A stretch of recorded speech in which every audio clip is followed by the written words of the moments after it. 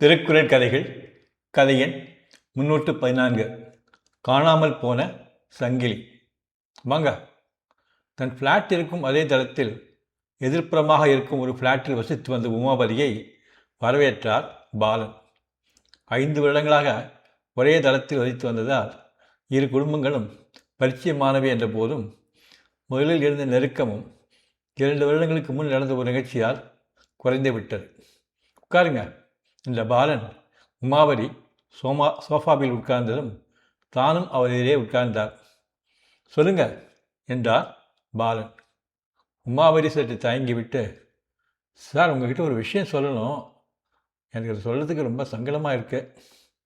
Madam வெளியில் போனதை பார்த்துட்டு தான் வந்தேன். கடைக்கு போகிறாங்க போல. இன்னும் 10 நிமிஷத்துக்கு யாரும் வரமாட்டாங்கல்ல என்றார். வரமாட்டாங்க, சொல்லுங்க என்றார் பாலன். 2 வருஷம் முன்னால் உங்கள் வீட்டில் ஒரு நகை காணாமல் போச்சு. ஆமாம், என் மனைவி அப்போ தான் புதுசாக வாங்கியிருந்த டாலர் வச்ச ரெட்டவடம் 8 பவுன் சங்கிலியை கடையில் கொடுத்த நகைப்பட்டியில் போட்டு மேஜை மேலே வச்சுருந்தா. அதை பீரோவில் வைக்கணும்னு நினச்சி அப்புறம் வேறு ஏதோ ஞாபகத்தில் மறந்து போய் இன்னொரு ரூமுக்கு போயிட்டா. ரொம்ப நேரம் கழித்து தான் அவளுக்கு ஞாபகம் வந்திருக்கு. அப்போ போய் பார்த்தப்ப நகைப்பட்டி மட்டும் இருந்தது. அதுக்குள்ளே இருந்து சங்கிலியை காணும். நாங்களும் உங்களை மாதிரி நடுத்தர குடும்பம்தான். 8 பவுன் தொலைஞ்சு போனது எங்களுக்கு பெரிய இழப்பு தான். உமாபதி மறுபடியும் தயங்கினார். பிறகு, நீங்கள் ஏன் சார் போலீஸில் புகார் கொடுக்கல என்றார். போலீஸில் புகார் கொடுத்துருந்தா சங்கிலி எடுத்தது யாருன்னு சுலபமாக கண்டுபிடிச்சிருப்பாங்க. எப்படி சார்? எனக்கு யார் மேலே சந்தேகம்னு போலீஸ்கிட்ட சொல்லியிருந்தா போதும். அவங்க என்னை விசாரித்து உண்மையை வர வச்சுருப்பாங்க. சங்கிலி வச்சுருந்த நகைப்பட்டி மேலேயும் அதில் வச்சுருந்த மேஜையிலையும் நகையை எடுத்தனோட கைரேகை பதிஞ்சிருக்கும். அது ஒன்றே போதுமே. நகை எங்கே விற்றான், அதை அடகு வச்சான்னு கண்டுபிடிச்சு நகையை மீட்டு கொடுத்துருப்பாங்க. அப்புறம் நீ ஏன் சார் போலீஸுக்கு போகிற? அது இருக்கட்டும், நீங்கள் சொல்லாத விஷயத்த சொல்லுங்கள் என்றார் பாலன் சிரித்தபடி. சார், அந்த நகையை எடுத்தது என் பையன் ரமேஷ் தான். நீங்களும் அவன் மேலே சந்தேகப்படுற மாதிரி பேசுனீங்க. ஆனால் நேரடியாக கேட்கல. நான் என் பையன்கிட்ட கேட்டேன், அவன் இல்லைன்னுட்டான். ஆனால் எனக்கு சந்தேகமாக தான் இருந்தது. அவனுக்கு குடிப்பழக்கம் இருந்ததும் குடிக்கிறதுக்கு பணம் வேணுட்டு தான் இப்படி செஞ்சாங்கிறதும் எனக்கு கொஞ்ச நாள் கழிச்சு தான் தெரிஞ்சுது. அப்புறம் என்னவெல்லாமோ செஞ்சு அவன் குடிப்பழக்கத்தை நிறுத்திட்டேன். ஆனால் நகை பற்றின உண்மையை உங்ககிட்ட சொல்கிற தைரியம் எனக்கு இல்லை.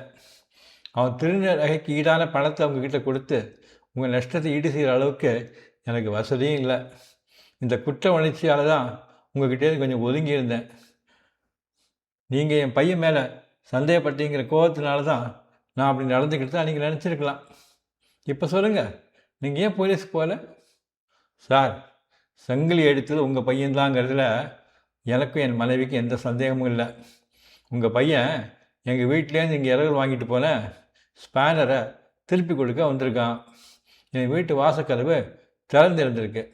என் மனைவி அறைக்குள்ளே இருந்திருக்கா.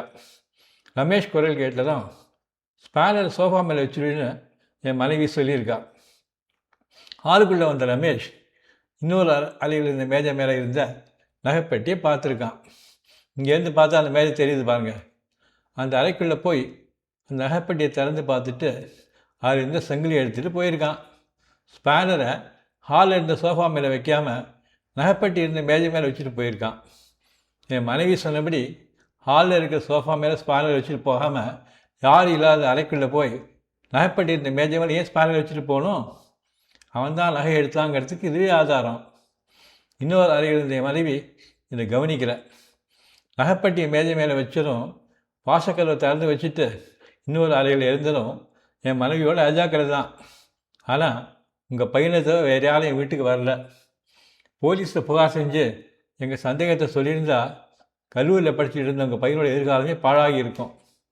ஒருவேளை எங்கள் சந்தேகம் தப்பாக இருந்து அவன் நகையை எடுக்கலைன்னா அப்போவும் அவனுக்கு ஒரு கெட்ட பேர் வந்து வாழ்க்கை பாதிக்கப்பட்டிருக்கும்.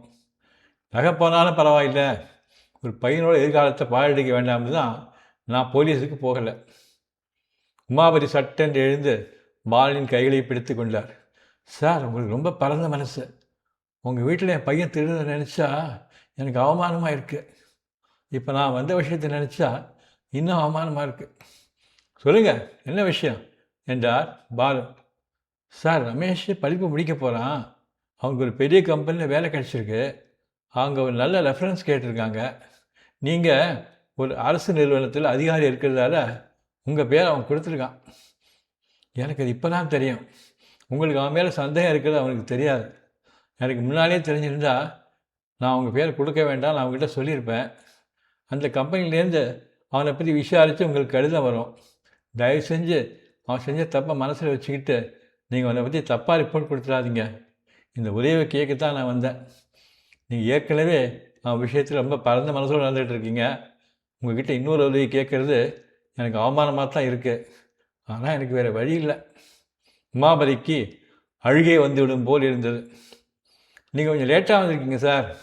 எனக்கு ஏற்கனவே அந்த கம்பெனிலேருந்து கடிதம் வந்துருச்சு. நேற்றுக்கே நான் பதில் அனுப்பிச்சிட்டேன் சார் என்றார் உமாபதி, என்ன சொல்வது தெரியாமல். ரமேஷ் எனக்கு நல்லா தெரியும். அவன் நல்ல குணம் உள்ளவன், நேர்மையானவன் தான் ரிப்போர்ட் கொடுத்துருக்கேன் என்றார் பாலன் சிரித்து கொண்டே. அறத்துப்பால் துறவரவியல் அதிகாரம் 32 இன்னா செய்யாமை. குறள் 314.